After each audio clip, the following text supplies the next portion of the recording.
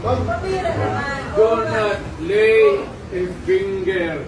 18 Go! years old kayo lahat. Go! Hindi mo kailangan tumayos.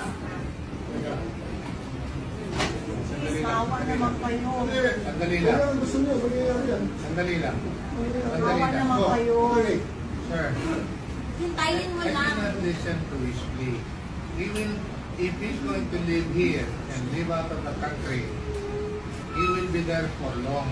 Ang hinihingi niya lang na Ikaw naman sir, para naman tayong glolokohan dito. Kamura-mura ng pamasahe papunta ron. Dalawang anak nandito. Pabira ka naman. Yes sir. Pabira ka naman. Dalawang Sige na. anak lang. Guys, ano nyo yung sabi ng Kailangan na kausapin ng ano. Huwag yun ang pinigil sa dahilan na. Sir, pabira ka naman, sir. Huwag kang ganyan, sir. Huwag kang ganyan, sir. Huwag kang... Nag-uusap tayo dito. Sabi mo sir, 8 o'clock sir eh. 8:30 na sir. May hinihintay ako ng anak. Hindi, siya. On record. Ako on record. Ako ang humingi ng record. Ang anak ko pupunta dito.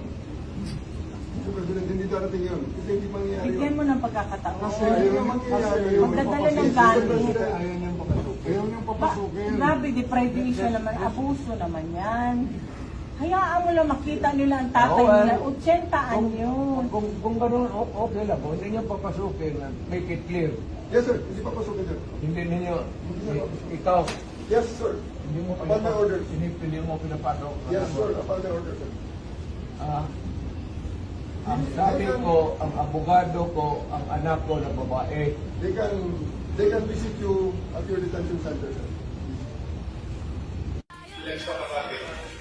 Let's make it clear. Right now, what is clear, What is clear is we need to do the booking process sir. he's asking the baby to go to the hospital. You can do that there.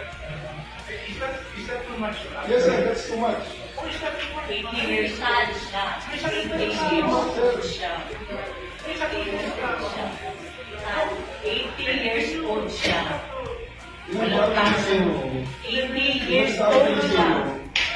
Ilan sa Filipino ang nahuli kayong araw na to? Ilan ang Ano, dumating sa anong kaso? ospital? Kaya nga, anong kaso? Gawa lang na yung kaso.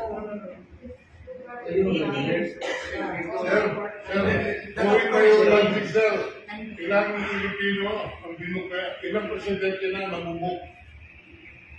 so that means that you are banking on the inequality of the law because of the statute of limitations.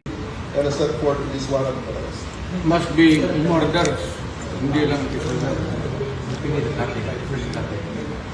So,